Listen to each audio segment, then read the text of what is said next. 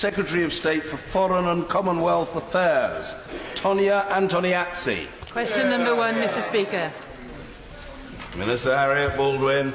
Thank you, Mr. Speaker. The UK regularly discusses the violence in Cameroon with international partners, including France and the United States.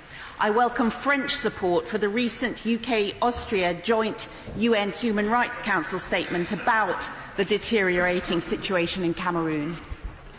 Antoniazzi. Southern Cameroon voted to join French Cameroon as federated states equal in status, but this is clearly not what has happened. They are treated as a region made up of second-class citizens. The UK has a duty to the Southern Cameroons to use all available instruments in order to find a solution to the growing crisis, a solution which takes into account the wishes of the people of the Southern Cameroon. Will the Secretary of State meet with me and a delegation of Southern Cameroons to discuss possible solutions? Well, can I start by congratulating the Honourable Lady for getting this number 1 on the order paper today, because it has been a worsening crisis and the UK has been strongly engaged with our international partners to try and find a way forward.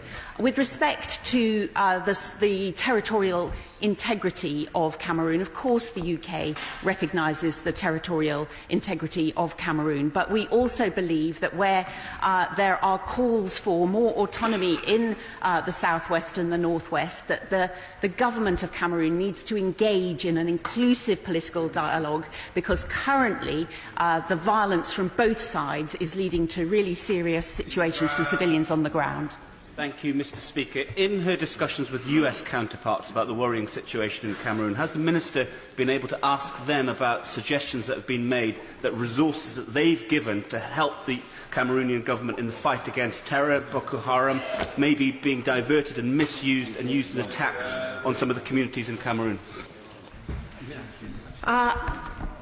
Mr. Speaker, as I often find myself saying in these questions, I am happy to be accountable in terms of what the UK government has been doing. I can confirm that the UK government has extensive discussions, not only with the government of Cameroon, who, as my right honourable friend will know, are a partner with the international community in terms of the fight against Boko Haram and the Islamic State of West Africa in the north of the country.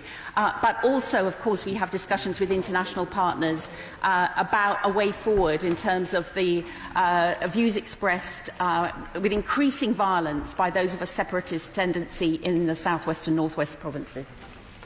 Alison Thewlis. Thank you much, Mr. Speaker. One of my constituents